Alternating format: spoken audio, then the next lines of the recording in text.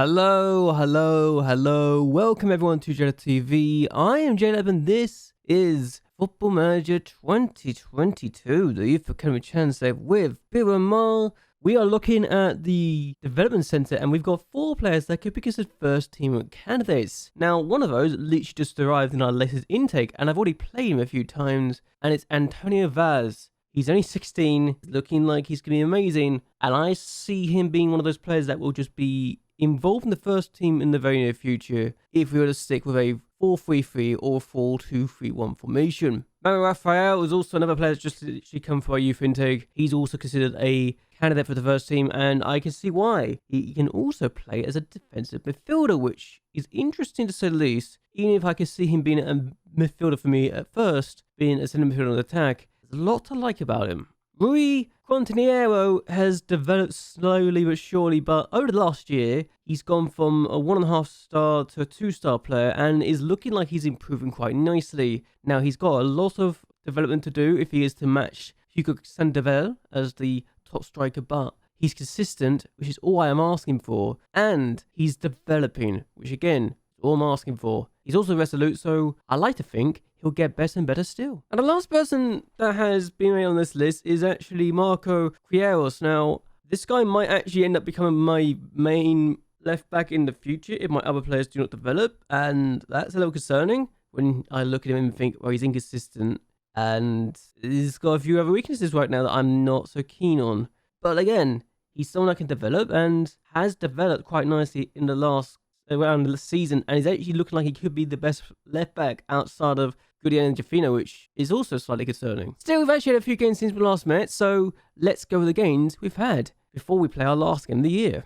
So the first game we had was away from Estrella de Amador, and I'm gonna be honest, I wasn't expecting a 0-0 first and foremost, but they had the better chances, and perhaps we were lucky to survive the game. The next game we had was at home against Luciano La Rosa, and they beat us 1-0 with this effort from Pass and Pass with the finish. I wish that wasn't the way that they won it, because I didn't think we were terrible, and perhaps we should have even gotten a draw, but it was just one of those games where it just didn't go right for us, and we just lost thanks to a really good effort.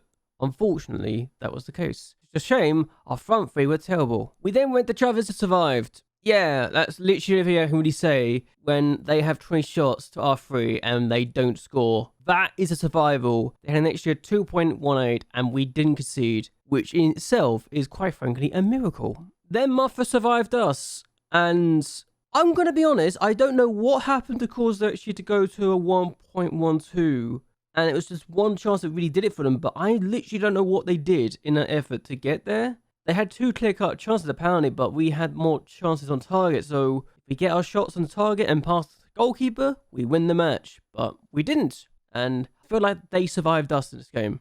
In the game that we just had, we took on Lunatano, and Aparicio gets an assist. Sandoval gets his first goal in about 14 matches or something ridiculous, and it was enough for us to win the game. They had more chances than we did, but we took our chances, they didn't. And really, Pereira was probably the best player on the pitch outside of Sandoval and Manatre, so we deserve to win. So, as things stand after those 5 matches, we are now in 12th place, 33 games in, 40 points scored. We've scored just 36 goals, but also conceded just 42.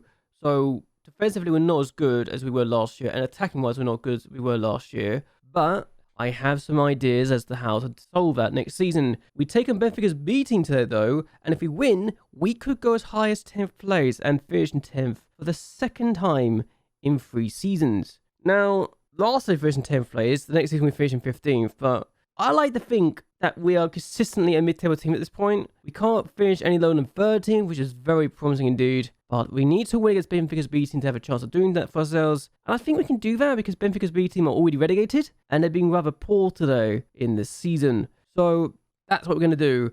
This is going to be our lineup though. Pereira is in goal for us. He is improving quite nicely. Fino is going to be the right back. He has been offered a new contract, which unfortunately his agent decided to actually include a low minimum release clause for higher tier teams, but hopefully he'll sign it and won't leave us. Barreto starts as the ball playing defender.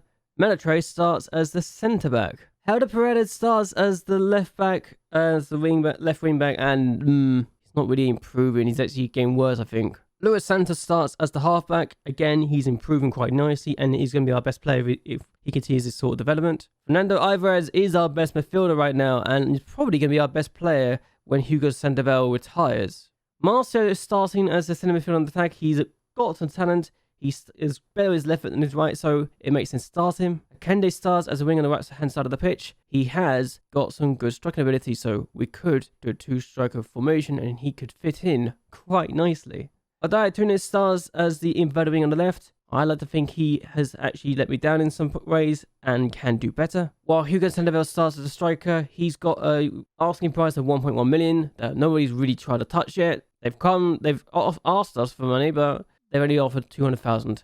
I want 1.1 million as per agreement with Sandoval. So still, that's our lineup. That's what we're going to do today. Let's see how we do, shall we? Okay, they got a free kick, and I would like to think we're not going to concede, but we almost did, and Lambert had a chance. Alvarez takes it. We can score from corners, and Marcio's had a chance. He should have scored. Free kick. Marcio takes it. Here's Alvarez. Finds Marcio. Goes for goal. Alvarez and Kende. Oh, good ball to Jafino. Can play the cross. Has done. Sandoval still gets there. Keeper denies.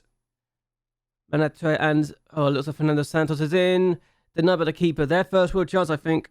As things stand, we're going up to 11. Let's get Muffro gone behind. Alvarez has taken a corner instead of the way. Here's Menetre though. Barreto, Akende. Turned, goes for goal, and Gomez denies. Free kick for us. Marcel to take it. Oh, good chance! And that could have been a goal. So half time it's 0-0, but we've been a better team, and we really should have scored at least one of our chances. Barreto's on the ball. I've actually just seen Brothers B team score a goal, so we can't go above them even if we were to do well. And score! Marcel almost does. Now Barreto, Alvarez, Jafino. Finds Akende, Sandoval. Good ball to Marcio. Marcio, left foot. Has scored his first of the season. We knew he could do something. It's actually first got a while, but this has been coming. And I'm not exaggerating when I say we should have scored earlier. We do have a late, and Braga's beaten. We've actually conceded the equaliser. We are currently going up to 10th place as things stands. Finally, the deadlock's been broken by us. It's been coming. Pino's just been booked. Pinheiro finds Lambert, and he's Jafino for tackles after this highlight's done, I think. Lambert, Moraes, Manetto, Fernando Santos on the ball. Good for goal, and Paredes denies. Okay, good save. Here's Menetre, Paredes now. Atenes. Good ball to Alvarez. Charlie a chance for... Oh my goodness gracious me. And now, Manetto with a chance to go for goal, and Paredes denies. We just made a last change, and it's spreader coming on for Santos, because I feel like we need the extra fresh man back there. And not Santos. This Santos has been really annoying in this game and denied a game at a goalkeeper, and we've blocked his cross. Antunes can go for the free kick, has done. Oh, is it the woodwork? And if some of our players got there first, would have scored. But we've got to throw instead. Jafino now, Marcio. Jafino again, Breda. Marcio, Alvarez. Here's Breda now. Jafino has time and space to do something. Plays across in the middle. Also does not get there. Here's Alvarez though. Casanova now. What can we do? Finds Alvarez. Played across. Has done. Oh my days. That's a really good tackle. Here's Barreto. Now Casanova. Finds Oxford. Here's Sandoval. He is a bit tired now, but we can play the ball back anyway. Here's Alvarez. He's been tackled. What is Alvarez doing there? He's clearly offside. Manetto's offside. He's missed it, but goodness me. Menetre. Breda. Alvarez, look at the space he's got to himself, and that ball is wonderful to Sandoval. He has to score. He has done. It's over. It's 2. And suddenly, as he gets his 100th career league goal, the game is over. It was just, as soon as I realised the space Alvarez had, and Sandoval made the run, I knew, okay, we're going to score. He's not exactly 100%. He's really tired as well, to be fair to them. Both of them are. But the fact he can still make the run and still get the ball through is really good. Tunis, Sandoval, Marcio. Oh, good football actually. And Tunis now. Odaya Tunis can play the cross. Has done. Finds Marcio. That's over. That is absolutely done and dusted. 3-0 now. No coming back from this. I wasn't expecting this to come suddenly, but suddenly we just got 2 goals very late on to really kill off Benfica's B team's hopes and dreams. And they're already going down anyway. but this has just absolutely compounded their misery, and this should actually ensure we get either 11th or 10th in the league, as Santos is in, and Mandatrade's tired, and that's a good save again. Pereira still put in the work. I was going to say, if we didn't win today, then it's a bit of a little for their point of view, but we did, not only did we win, but we won with 2 late goals at the end to really compound their misery. Marcio getting a brace for us. Really makes me wonder if I should have played him sooner. But yeah, a 3-0 win, and we only finished at 11 because Braga's B team actually came from actually ended up winning against Gondomar. So for the second season running, I've never done this before, but for the second season running, we've got 11 players with exactly the same number of points as last year as well. 43 points we got this year.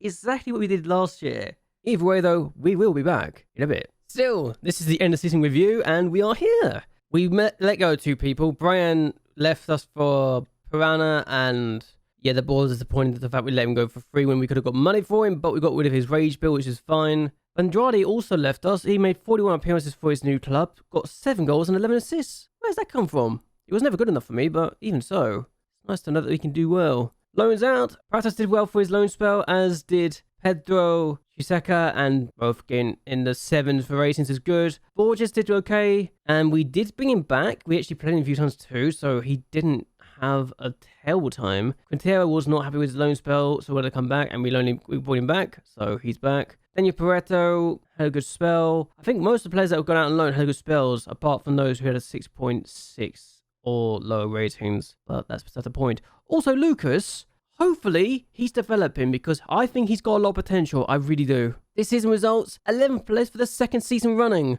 If there's one thing we are this year in this save, it's we are consistent. For the second time running, we get 11th place. I actually did finish 11th place 2 seasons running in Serie A once upon a time with Siena, so it's 11th place. It's always 11th place. I finished 4 times in 11th place in the division. I finished 11th place 6 times with Siena. I've now done it 2 years running in this division. It's the first position I actually finished in more than once. So 11th place seems to be my favourite position of them all. Who would have thought it? Sasa de Portugal, no surprise we got knocked out in the 3rd round, I guess, by Tondela. While Academia de Viseu knocked out us in the Allianz Cup. So again, no surprise. Moments to remember, the biggest win was the 4-0 win against Oliviennes. We need to show you that despite everything, we can still have some big wins, but we're not consistent enough with it. Well, the match to remember was the 2-1 victory against Amora, and the 4-1 defeat against Muffa saw Luis Santos scoring the goal of the season for us. So I remember this goal, so that's a good sign. So here we are, money wise, finances. Your success definitely helped the club finances. Sponsorship's gone up by 124,000, which is nice. Broadcast revenue went down by 30,000. Corporate hospitality went down by 2,000. Competition prize money was exactly the same, while matchday commercial and retail was down by 14,000. We made 248,000 in merchandise sales, where 24,880 coming from non-domestic sales. We also sold 3,162 shirts. Sandoval, Allianz, Breda, Correa, and Akende were the shirts that we sold consistently. How we lined up was this. We had Pereira in goal, Goodians the right back, Barreto as a centre back who got a 7.0 rating, Casanova had a 6.9 rating, Chifino was the worst player of the bunch because he only got 6.66 average rating, Luis Santa had a 7.16 for average rating, Allianz had a 7.21, Correa had a 7.0 rating, which again is looking very promising, Akende had a 6.84 average rating, while Tunis, for the first time ever I think, did not have the lowest average rating with a 6.73, Sandoval only had a 7.16 average rating. For accolades, Sandoval is still the player of the season, and he still continues to have his records of the most league appearances by a single player, 275, and most league goals by player, now at 99, literally. But Alvarez was the young player of the season, Luis Santos the goal of the season, Sandoval the top goal scorer, and had the most assists with 6. He also had the most played the match with just 3. Alvarez had the highest average rating, while Luis Breda had the most passes per 90, 126. So that's a good sign. A really good sign. Now, Fernando Alvarez and Ricardo Santos have both been made part of the overall best 11 for Beira-Mar, which is very promising indeed. Of the 2024 best 11, quite a few players actually still here, to be honest with you. You wouldn't think it, but there are still players here. The initial budget is 14 grand for raised budget. I'm not upset by this, I'm expecting it. And transfer budget of £239,000 a week. Again, not surprised by it. Club vision. Fight brave against relegation still, and repair financial club damage. We'll get that done once the sponsorship comes in. They want us to be an established team in 2 years, which I think we kind of are, aren't we? Aren't we established by being a mid-table team? Or am I wrong? We're set it either way. In the season review, we're going to be a relegation battle. We're going to fight very hard. Yes, thank you very much. And I'm not going to give any promises. I don't need to, because you don't need to hear that from me. Oh, also, I signed a new contract. I signed it in April, so we're now here for another 2 years. And we've been paying £300 a week more than we were before, so hooray for that. Either way, though, we'll come back from when the playoffs are finally finished. I'll see you in a bit. Okay, so the playoffs just happened. Littleton just won 9-0 overall. Chavez were beaten on penalties by Morens, and Chavez stay with us this season. So this is the final league table. Tondela and Leicester are the only 2 teams going up, and Benfica's B team and Amora are the only 2 teams going down. In the top flight, Academico de Futsal and La Roca are both coming down again. It's almost as if no team's able to be stable in this division, which is a little concerning, but if we're able to get into ourselves in a position where we can be fighting up here and survive, maybe we can break that curse. It's also why it's a yo-yo system between the top flight and the second tier, because everyone who's come down is already really good. Too good for our division, and they keep on getting relegated. And for the Liga 3, Luxieres won the title, and Ojanes have managed to get the second place. They're the only 2 teams to be going up this year. Porto's B team got relegated. So once Braga's B team get relegated and nobody else goes up, we'll be without any B teams in the second flight, which would be very promising indeed. We've had the season done. We've just had our sponsorship as well come through, and we've made 600,000 from that. We need to make some extra money. Apparently, we've also got a new president being elected in July, which is a new one. I didn't think that would be the issue, but yeah. New president being elected, which for me is interesting. So really makes you wonder. And apparently we must be planning an election to find a replacement for him as well. So again, no surprise there. We need finances. We need money, because we don't have the money right now to really survive. We're struggling a lot more than I want to admit.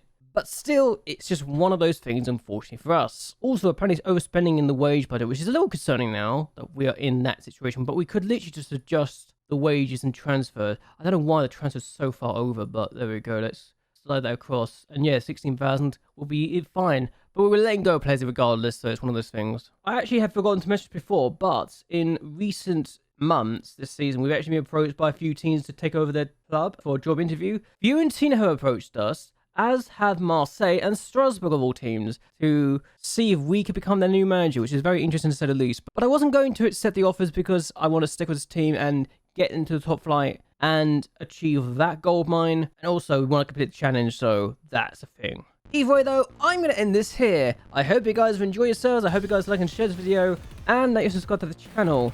It really does help me out a lot. But either way, until next time, goodbye, and well, good night.